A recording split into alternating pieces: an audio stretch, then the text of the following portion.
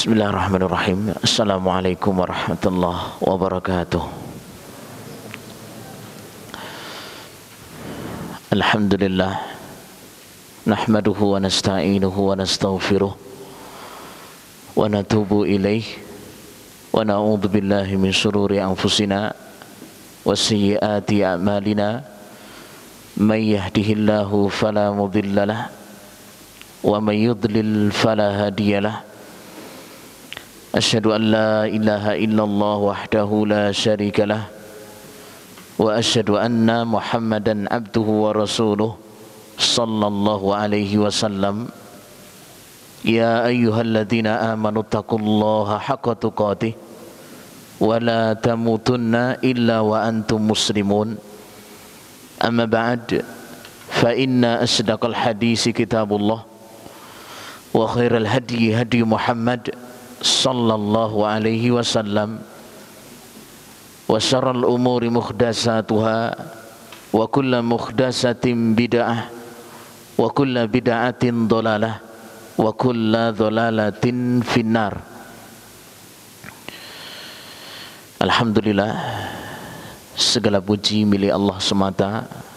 Salawat dan juga salam senantiasa sampai kepada Nabi yang mulia, Nabi besar Muhammad sallallahu alaihi wasallam, dan juga keluarga beliau, sahabatnya, dan semua pengikutnya sampai hari kiamat.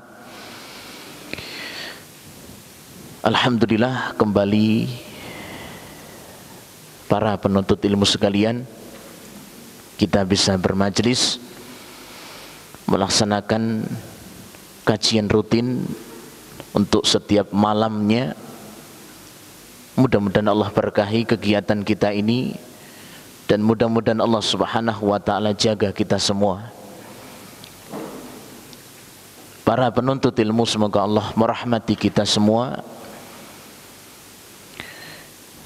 Kita lanjut pembahasan kitab Bulughul Maram, hadis yang kelima. Silakan di antara antum untuk membaca, silakan. Yang memiliki kitab silakan baca. Naam.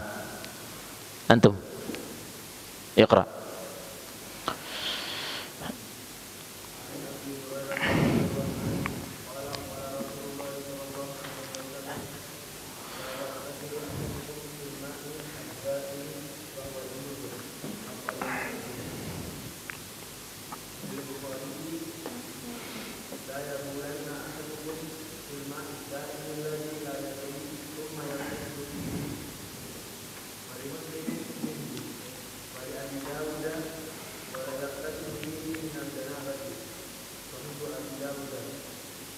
Nah, kita masuk hadis yang kelima. Wa an Abi Hurairah radhiyallahu an qala Rasulullah sallallahu alaihi wasallam, la yaghtasil ahadukum fil ma'id daimi wa huwa junubun. Akhrajahu Muslim. Dari sahabat Abu Hurairah, semoga Allah meridhoinya, bersabda Rasulullah sallallahu alaihi wasallam, janganlah salah seorang di antara kalian mandi di air yang tenang sedangkan dia junub.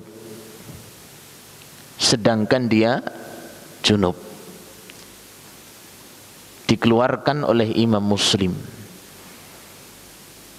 Saya ulangi lagi, ya, dari sahabat Abu Hurairah, semoga Allah meridainya, bersabda Rasulullah sallallahu alaihi wasallam, janganlah salah seorang di antara kalian mandi di air yang tenang sedangkan dia junub. Dikeluarkan oleh Imam Muslim. Walil Bukhari, dalam riwayat Bukhari, la yabulanna ahadukum fil ma'id da'imi alladhi la yajri thumma yaghtasilu fihi. Janganlah salah seorang di antara kalian kencing di air yang tenang tidak mengalir. Janganlah salah seorang di antara kalian kencing di air yang tenang tidak mengalir, kemudian mandi di dalamnya.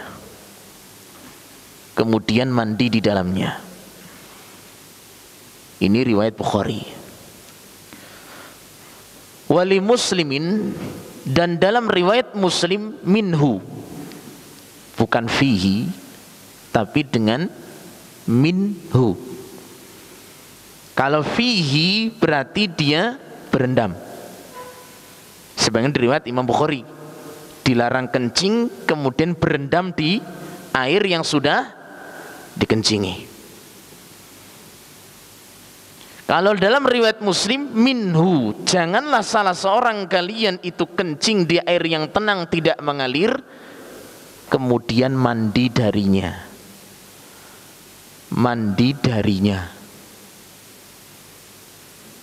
Gimana mandi darinya? Ini air sudah Anda kencingi, pakai gayung mandi, pakai bekas air yang pernah dikencingi. Taib.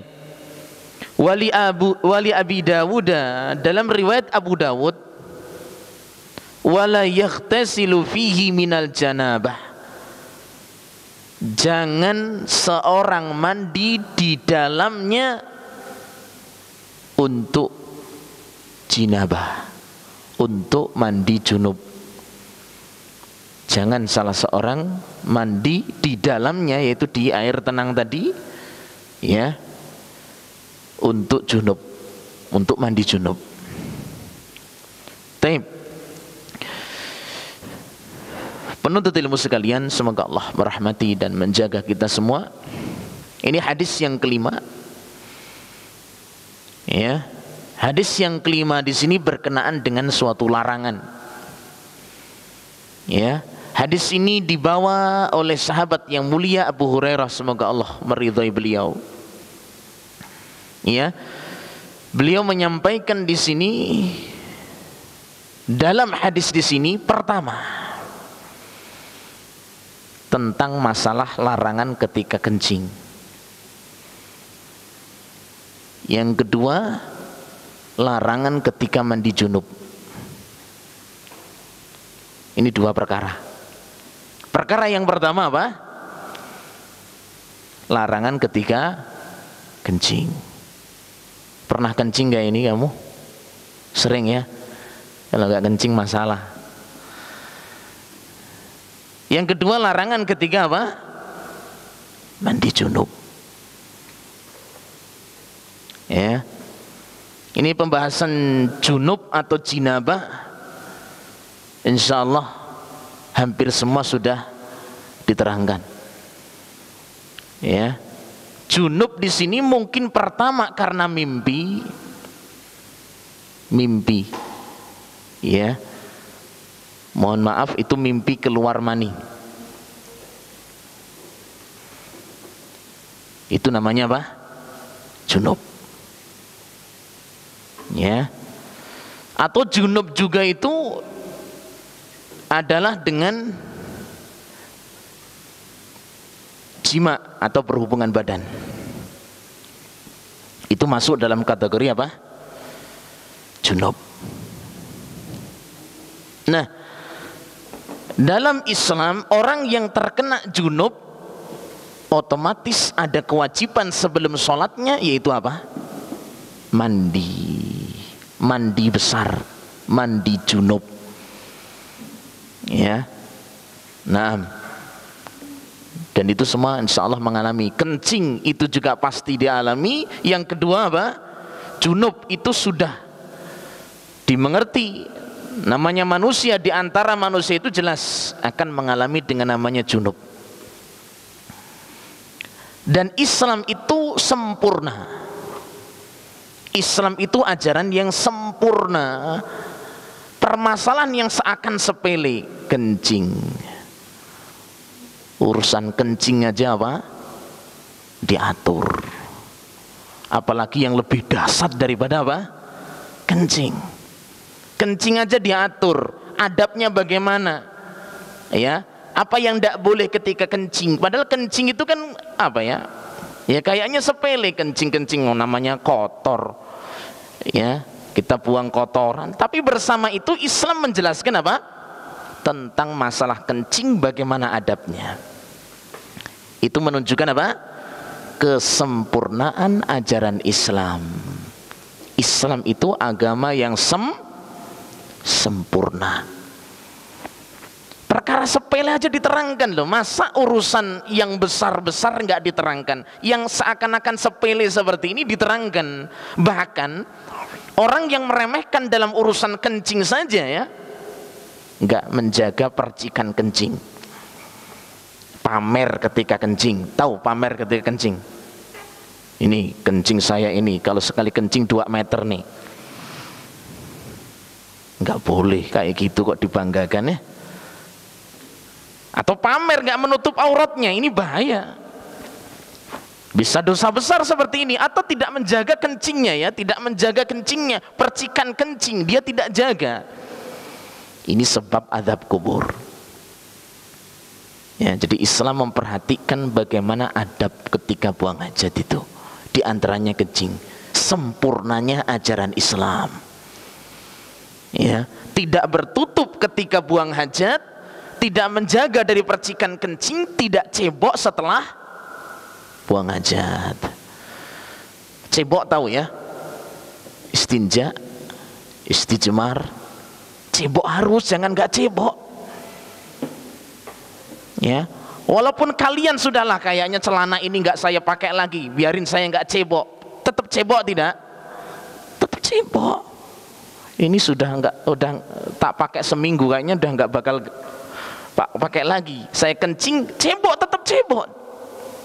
Ya, tetap harus cebok. Ini adab dalam ajaran Islam. Taib. Penuntut ilmu sekalian, semoga Allah merahmati dan memberkahi kita. Jelas ya? Jadi hadis yang disampaikan oleh sahabat Abu Hurairah di sini tentang adab buang hajat kencing ini dan ketika mandi. Larangan ketika kencing, 2 apa? Larangan ketika apa? Mandi besar. Ya, mandi besar itu bukan mandi biasa ya. Taib. Terus apa yang dilarang ketika kencing di sini? Ya, kalau mau kencing nih perhatikan nih hadis ini. Ya, sehari semalam kencingnya berapa kali? Rahasia negara relatif ya. Perhatikan adab ini, jangan sembarangan ketika kencing itu. Apa yang dilarang ketika kencing di sini? Dalam hadis Bukhari di sini, fil ma'id da'imil ladzi la yajri. Ini faedah yang kamu tulis ya.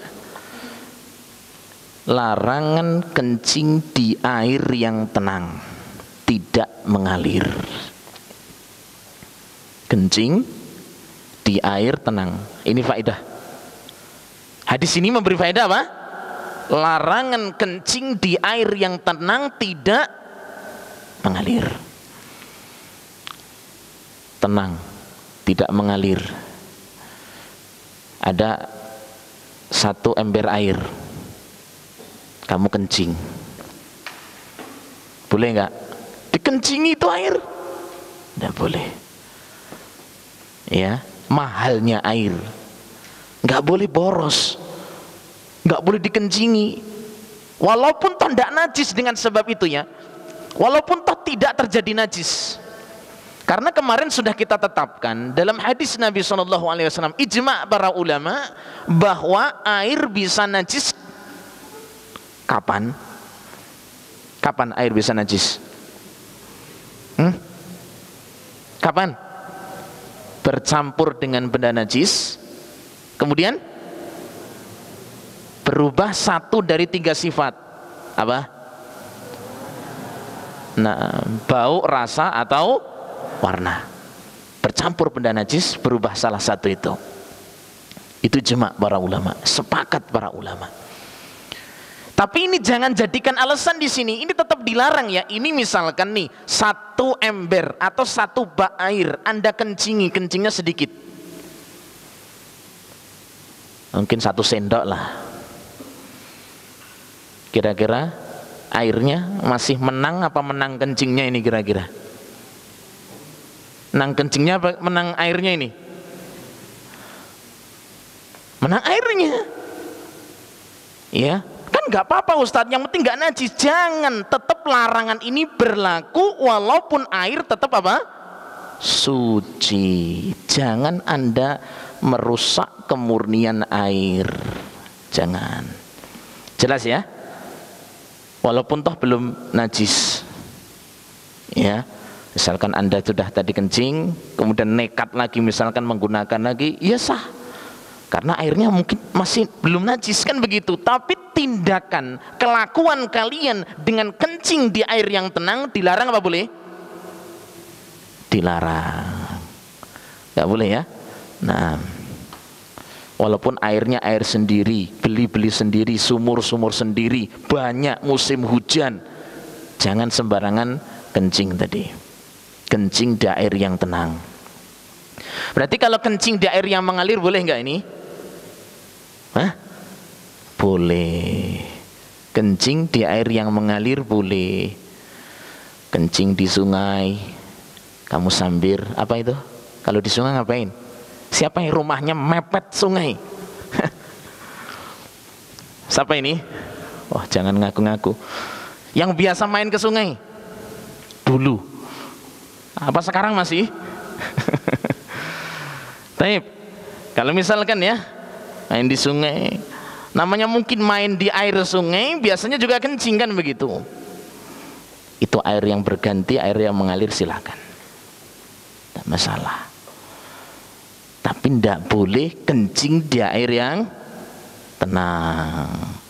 Kamu masuk tower itu belum, nggak boleh. Kamu masuk ya bareng-bareng mandi sama adiknya ada tubak tur di situ, jangan. Udah gede sadar. Ya, nah dilarang kencing di air yang tenang. Selesai. Ya, dilarang. Atau air itu senantiasa banyak sekali, yang luas sekali seperti laut, ini tidak masalah, ini masih boleh. Yang penting tidak mengganggu ya. Yang penting tidak mengganggu, boleh. Itu di sungai, nggak masalah Anda kencing di situ. Yang penting tidak mengganggu dan melaksanakan larangan yang lain. Kalau Anda kencing di sungai sambil pamer aurat ya dilarang. Ya sudah sungai yang paling tinggi udah langsung, Masya Allah, dipotret. Ini pamer aurat lain urusannya. Tapi kadang-kadang ini terjadi ya, kita amanlah begitu, tidak masalah. Tapi dalam air yang tenang dilarang kita kencing di dalamnya, kecuali air tenang tersebut buahnya seperti lautan, ini tidak masalah selama tidak mengganggu. Loh, contoh mengganggu itu gimana Ustadz? Sungai kan mengalir, tapi saudara Anda sedang cuci tangan di situ, kencing sini, ganggu seperti ini, kasihan. Ini kencing kok diwarnai, ya itu mengganggu. Jelas ada adabnya, jelas ya. Jadi tempatkan sesuatu pada tempatnya. Walaupun toh boleh tadi kencing di sungai, syaratnya jangan mengganggu kepada yang lain. Jelas ya. Taib. Kemudian faidah yang kedua dari hadis di sini lagi, tadi tentang masalah kencing ya, kencing di air yang tenang. Yang berikutnya tentang masalah mandi ya. Larangan mandi junub di air yang tenang.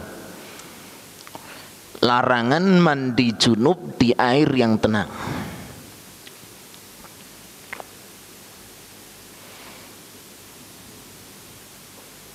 Larangan mandi apa? junub, mandi besar. Ya. Apa yang dilarang ketika seorang itu kena junub? Ini dilarang mandi di air yang tenang. Ya. Nah. Loh Ustadz, orang yang junub itu apa najis? Enggak najis. Orang yang terkena junub itu apa najis? Enggak najis. Bahkan mani itu pun juga tidak najis.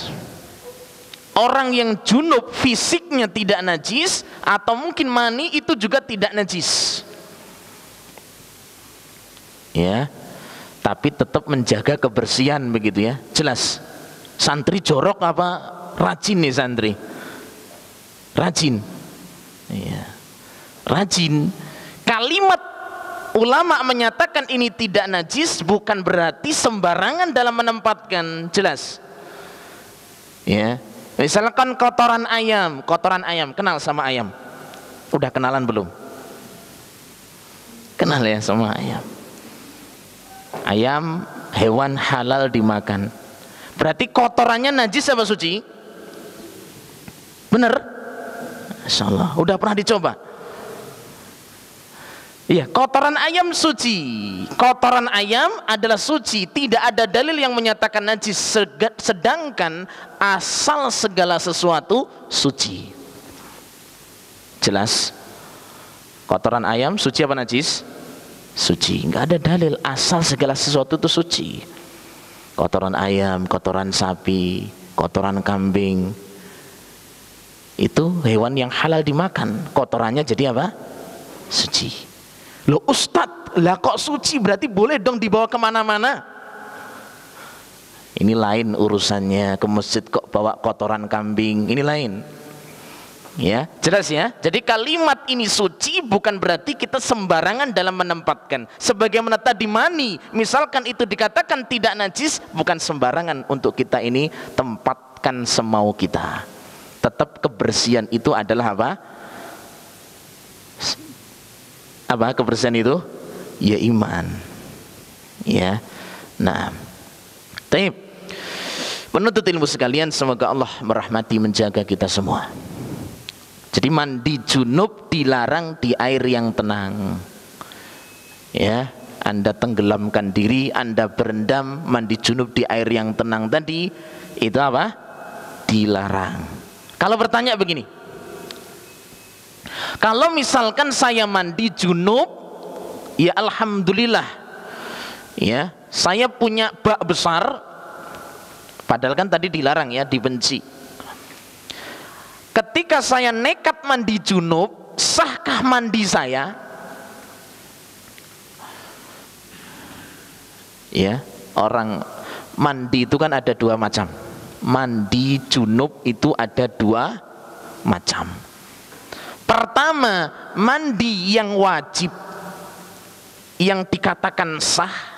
Apa itu?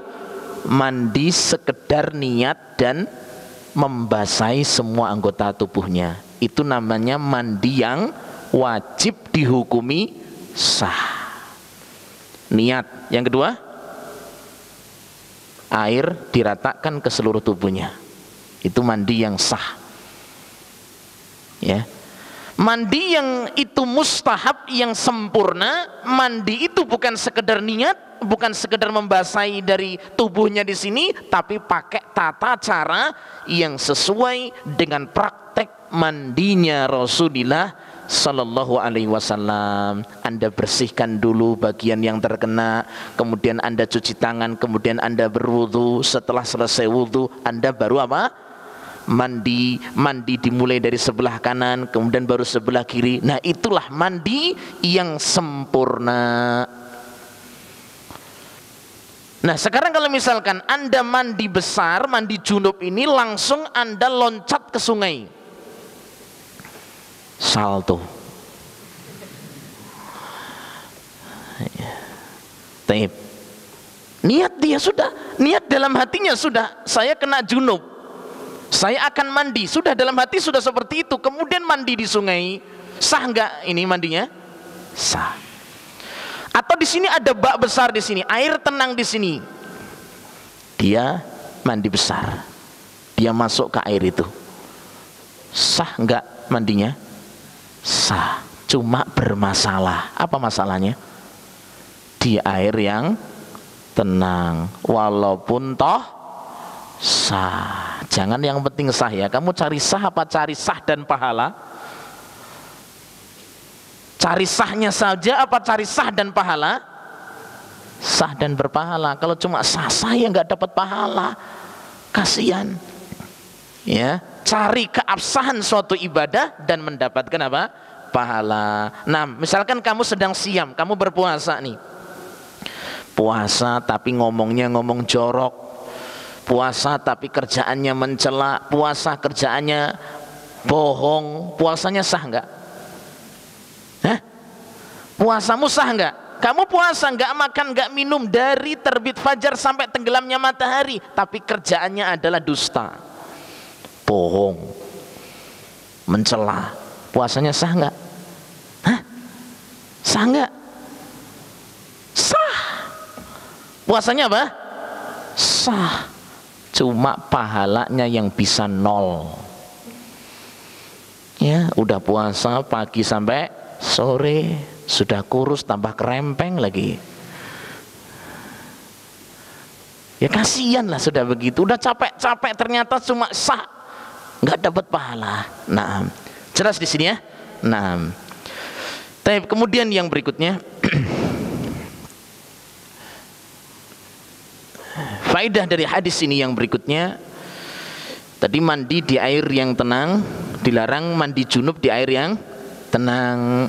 Kalau mandi selain junub masih boleh, ya masih boleh. Kalau bukan mandi junub silahkan mandi di air yang tenang. Kemudian faedah yang berikutnya di sini, larangan kencing di air yang tenang, kemudian mandi di dalamnya. Larangan kencing di air yang tenang, kemudian mandi di dalamnya. Ya. Nah, ada yang pernah seperti ini, sering ya? Masuk kolam renang bareng-bareng. Satu santri 200 orang masuk kolam renang, kencing semua. Salah. Giliran dong satu-satu.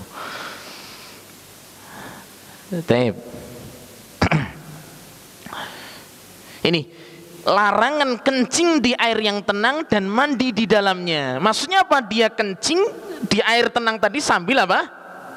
Mandi. Ini dilarang. Ya, jangan mentang-mentang temannya nggak tahu. Kadang-kadang kan kasusnya begitu ya. Lah teman saya nggak pada tahu, padahal sama-sama kencing nih. Tapi jangan Anda memudarati yang lain. Ya. Jelas ini larangan lagi ya. Kemudian yang berikutnya, larangan di sini masih berkenaan dengan larangan ini. Larangan kencing di air yang tenang kemudian mandi darinya. Larangan kencing di air yang tenang kemudian mandi dari mana? Dari air yang sudah dikencingi tadi. Ya. Ini juga dilarang.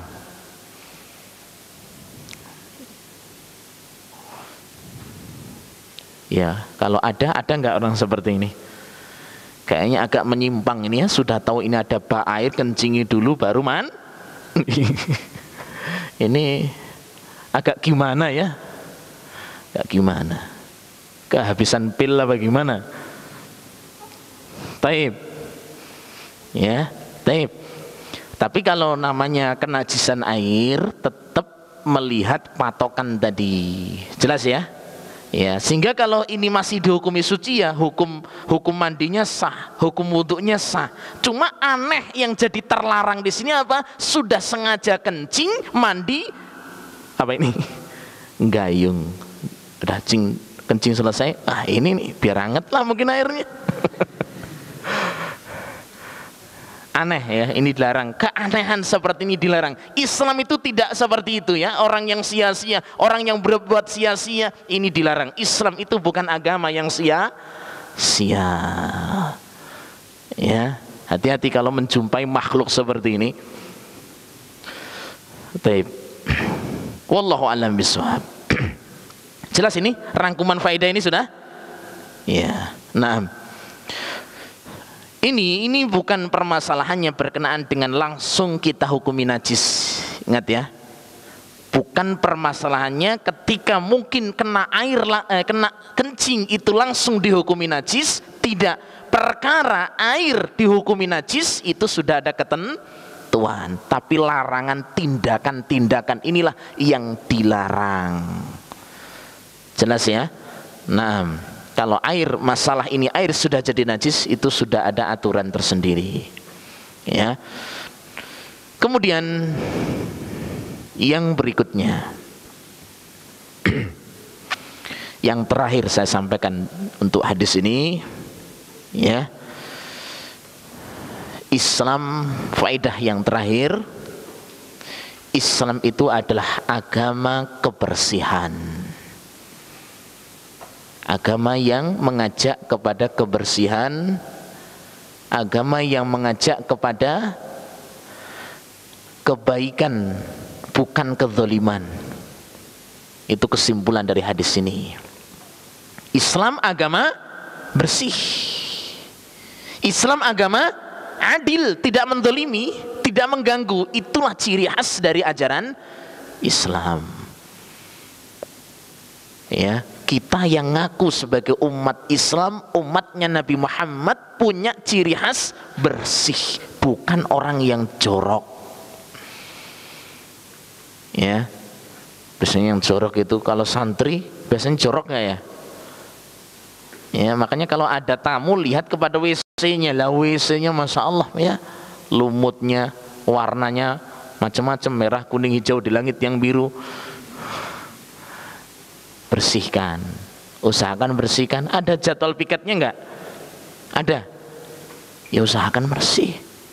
Islam itu ajaran yang bersih, mengajak kepada kebersihan. Maka usahakan ya, Anda yang di sini belajar agama, memperdalam agama Islam ini, ketahuilah Islam itu bersih. Ya, kencing saja, mungkin kencing ini tidak menajiskan air ini, tapi Islam sudah mencegahnya dulu agar apa? Agar bersih itu dijaga. Ya, nah, Islam juga agama yang tidak menzalimi, tidak mengganggu. Kenapa? Tadi kan kencing. Coba kalau kalian kencing di air yang tenang, di kolam renang atau di kolam apalah ya, di kolam ikan ya. Taib. Saudara Anda mungkin juga mandi di kolam itu. Kira-kira ganggu nggak? Coba kamu ini ya, ada 5 orang masuk kolam renang. Ya, bukan laut ya. Kalau laut silakan kau kencing berapa juga insya Allah nggak penuh tuh. Ya, nah situ Anda kencing. Kira-kira temannya kalau dikabari kencing itu risih nggak? Ini teman yang normal ya. Kalau nggak normal oke aja, biasa mandi di comberan dia. Ya risih lah. Tahu nggak kamu? Tadi saya kencing 5 kali udah. Kira-kira rasanya gimana nih? Kamu ini besok nggak mau mandi sama kamu lah. Begitu.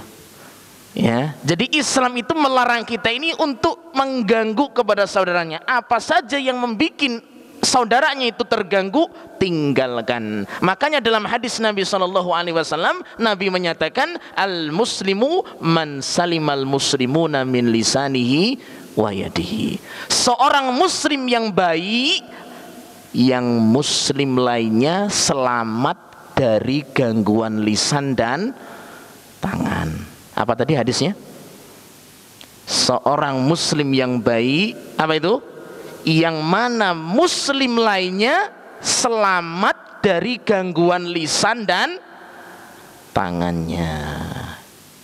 Gangguan lisan dan tangan. Ganggu pakai kaki boleh nggak? Jejak temennya,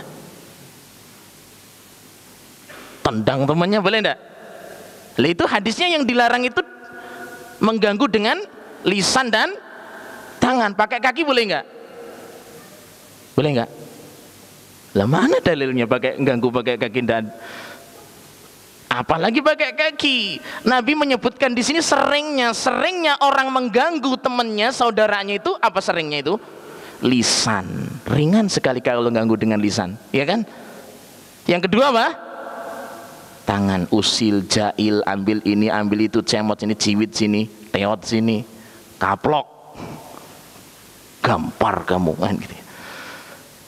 Ya. Kalau kaki pamungkas, ya, kalau lisan kurang, tangan kurang, kaki jebret. Dilarang itu. Dilarang. Lah kalau tadi ganggu dengan kencing boleh enggak? Kalau hadisnya kan tangan dengan lisan, kencing juga bisa, ya. Nah, Nabi menyebutkan lisan dengan tangan itu hukum dibangun di atas kebiasaan. Dalam kaidah usul, sesuatu yang dibangun di atas kebiasaan jangan dijadikan kekhususan. Setiap perkara yang mengganggu saudaranya tinggalkan, dan kalau terlanjur Anda mengganggu saudara Anda, segeralah Anda minta maaf. Demikian ya kajian kita, cukup. Semoga Allah memberkahi kita semua. Subhanakallahumma bihamdik, asyhadu an la ilaha illa anta, astaghfiruka wa atubu ilaik. Assalamualaikum warahmatullahi wabarakatuh.